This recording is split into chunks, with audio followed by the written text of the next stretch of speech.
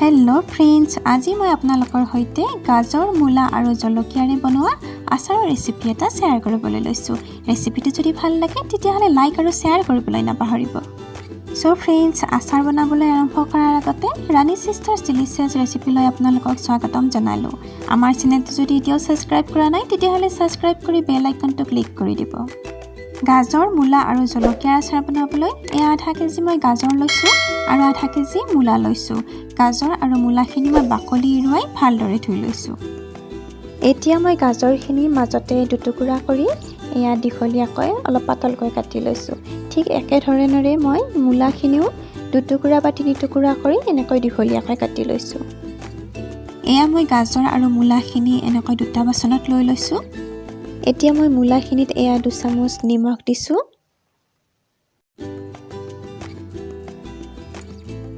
লগতে মই হালধিও 1 চামুচ দিছো।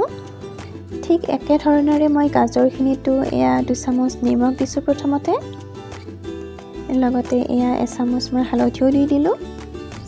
এতিয়া মই হাতেৰে গাজৰখিনি নিমখ আৰু হালধিৰ সৈতে ভালদৰে এনেকৈ মিক্স কৰি লম। এইখিনি হৈ গ'ল। এতিয়া মই মূলাখিনিও নিমখ আৰু হালধিৰ সৈতে ভালদৰে মিক্স কৰি লৈছো। মই নিমখ আৰু হালধি সানি লবলৈ দুটা বাচন ব্যৱহাৰ কৰিছো। আপোনালোকে ইচ্ছা কৰিলে এটা ডাঙৰ বাচনত একেলগে ল'ব পাৰে।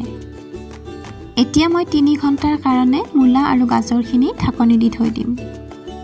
3 ঘণ্টাৰ পিছত ডলা এখনৰ ওপৰত মই দুখন নিউজপেপাৰ পাৰি লৈছো আৰু ইয়াতে এতিয়া মই মূলা আৰু গাজৰখিনি এনেকৈ উলিয়াই লম। নিমখ সানি থোৱাৰ বাবে অলপ মূলা আৰু গাজৰখিনিৰ পৰা পানী ওলাবলৈ ধৰিছে। গতিকে এনেকৈ নিউজপেপাৰ এখনত উলিয়াই দিলে পানীখিনি নিউজপেপাৰখনে বহু পৰিমাণে শুহি লয়।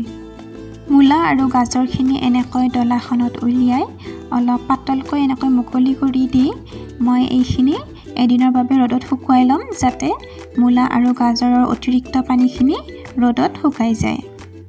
এদিন ৰ'দত শুকুৱাৰ পিছত মূলা আৰু গাজৰখিনি বহু পৰিমাণে শুকাই গৈছে। লগতে মই জলকীয়াখিনিও ভালদৰে ধুই ৰ'দত শুকুৱাই ঠাৰিখিনি এৰুৱাই লৈছো। এতিয়া মই কেঁচি এখনেৰে এনেকৈ টুকুৰা টুকুৰিকৈ জলকীয়াখিনি কাটি লৈছো। কেঁচিৰে কাটিলে হাতত ধৰাৰ সম্ভাৱনা নাথাকে। এতিয়া ফ্ৰাই পেন এখন গেছত মই গৰম হ'বলৈ বহাই দিছো। পেনখন গৰম হৈছে। এতিয়া মই ইয়াতে 2 চামুচ চফ গুটি দিছো। লগতে 2 চামুচ ধনিয়া গুটি আৰু 2 চামুচ মেথি গুটি আৰু লগতে 2 চামুচ জিৰাও দিছো মই। এইখিনি এতিয়া মই একেবাৰে কম জুইত কিছু সময় ভাজি ল'ম।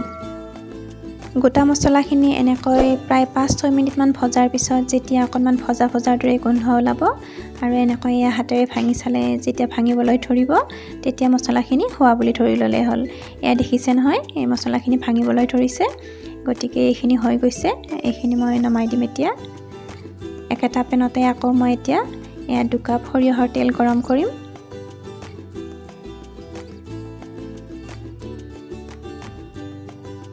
গেছৰ জুই মই একেবাৰে কমাই ৰাখিছো আৰু কম জুইত মই তেলখিনি প্ৰায় 5 মিনিটমান সময় ভালদৰে গৰম কৰি ল'ম।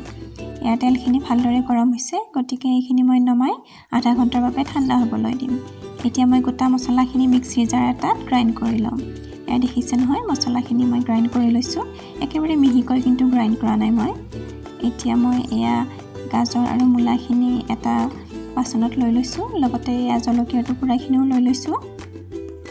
আটাইখিনি মই চামুচ এখনেৰে ভালদৰে মিহলাই লৈছো। এতিয়া মই ইয়াতে 2 চামুচ হালধিৰ গুড়ি দি দিছো।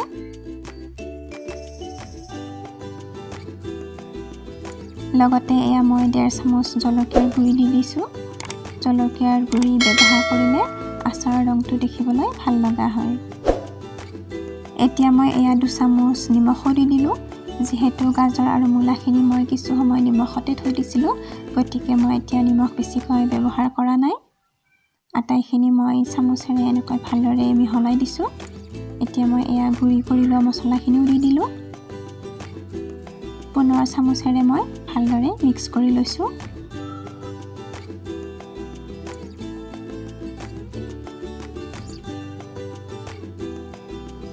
চামুচেৰে এনেকৈ ভালদৰে মিক্স কৰি ল'ব লাগিব, যাতে আটাইখিনি উপকৰণ ভালদৰে মিহলি হৈ যায়।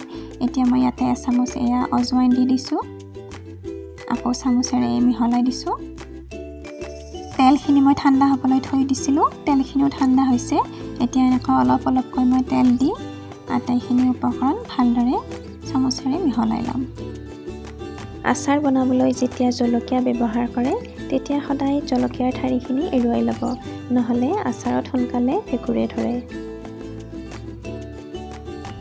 মই একেবাৰতে আটাইখিনি তেল দিয়া নাই এনেকৈ অলপ অলপকৈ তেল দি মই মূলা গাজৰ জলকীয়া মছলাখিনি এনেকৈ চামুচেৰে ভালদৰে মিহলাই লৈছোঁ এতিয়া মই ইয়াতে 3 চামুচ ভিনেগাৰ দি দিছোঁ ভিনেগাৰ দিলে আচাৰখিনি বহু দিনলৈ ভালে থাকে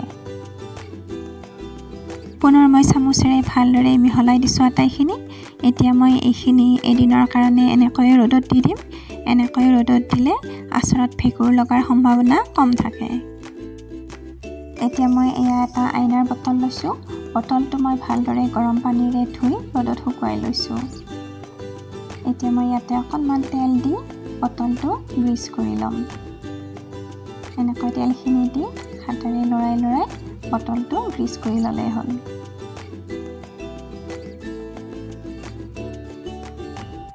এতিয়া মই অলপ অলপকৈ চামুচ এখনেৰে আচাৰখিনি বটলটোত ভৰাই দিম আচাৰ থ'বলৈ মই সাধাৰণতে আইনাৰ বটলেই ব্যৱহাৰ কৰোঁ আৰু মই আপোনালোককো সাজেষ্ট কৰিম যে আপোনালোকে যিকোনো আচাৰ থ'বলৈ আইনাৰ বটলেই যাতে ব্যৱহাৰ কৰে এনেকৈ আচাৰখিনি বটলত ভৰোৱাৰ পিছত বটলটো মাজে মাজে ৰ'দত দি থাকিব লাগে মাজে মাজে ৰ'দত দি থাকিলে আচাৰখিনি বহু দিনলৈ ভালে থাকে আৰু যেতিয়া আপোনালোকে আচাৰখিনি ৰ'দত দিব তেতিয়া বটলৰ ঢাকনিখন খুলি পেলাই ৰ'দত দিব আৰু ৰ'দৰ পৰা অনাৰ পিছত ঢাকনিখন বন্ধ কৰি থৈ দিলেই হ'ল মই আচাৰখিনিত তেল সানি লৈছিলোঁ যদিও তেল কম হৈছে আচাৰখিনি তেলত ডুবি থাকিলেহে ভালে থাকে গতিকে মই পুনৰ আকৌ আগৰ পদ্ধতিতে তেল অলপ গৰম কৰি ল'ম এয়া গেছটো অন কৰি মই ফ্ৰাই পেন এখন গেছত বহাই দিলোঁ এতিয়া মই ইয়াতে পুনৰ আকৌ 2 কাপ তেল দি লৈছোঁ তেলখিনি মই প্ৰায় 5-6 মিনিট সময় ভালদৰে গৰম কৰি ল'ম এয়া তেলখিনি ভালদৰে গৰম হৈছে গতিকে মই গেছটো বন্ধ কৰি তেলখিনি 15 মিনিটৰ বাবে ঠাণ্ডা হ'বলৈ দিম 15 মিনিটৰ পিছত এয়া আচাৰ সানিবলৈ ব্যৱহাৰ কৰা বাচনটোতে মই অলপ তেল লৈছোঁ লৈ এতিয়া আচাৰৰ বটলটোত লাহে লাহেকৈ এনেকৈ ঢালি দিছোঁ একেবাৰতে আটাইখিনি তেল দি দিব নালাগে এনেকৈ অলপ অলপকৈ তেল ঢালি দি চামুচ এখনেৰে লাহে লাহেকৈ লৰাই হেঁচি দিলেই গম পোৱা যায় তেল হৈছে নে নাই এয়া দেখিছে নহয় মই লৰাই দিছোঁ তেল এতিয়াও কমেই হৈ আছে গতিকে মই পুনৰ আৰু অলপ তেল লৈছোঁ লৈ আকৌ আচাৰৰ বটলটোত এনেকৈ লাহে লাহেকৈ ঢালি দিছোঁ মই আগতে 2 কাপ তেল ব্যৱহাৰ কৰিছিলোঁ আকৌ পুনৰ এতিয়া 2 কাপ তেল ব্যৱহাৰ কৰিছোঁ মানে মই টোটেল 4 কাপ তেল ব্যৱহাৰ কৰিছোঁ আপোনালোকে যি হিচাপত বনায় ঠিক সেই হিচাপত তেল ব্যৱহাৰ কৰিলেই হ'ল এয়া দেখিছে নহয় মই পুনৰ আকৌ অলপ তেল দি দিছোঁ এয়া খুব সুন্দৰকৈ আচাৰখিনি তেলত ডুবি গৈছে এতিয়া মই ঢাকনিখন বন্ধ কৰি দিলোঁ এনেকৈ বনোৱা আচাৰ খাবলৈ খুবেই ভাল লাগে আশা কৰিছোঁ ভিডিঅ'টো ভালদৰে চাই আপোনালোকেও বনাবলৈ চেষ্টা কৰিব আৰু আপোনালোকৰ অভিজ্ঞতা মোৰ সৈতে শ্বেয়াৰ কৰিবলৈ নাপাহৰিব আৰু আমাৰ চেনেলটো যদি এতিয়াও ছাবস্ক্ৰাইব কৰা নাই তেতিয়াহ'লে ছাবস্ক্ৰাইব কৰি বেল আইকনটো ক্লিক কৰি দিব থ্যাংক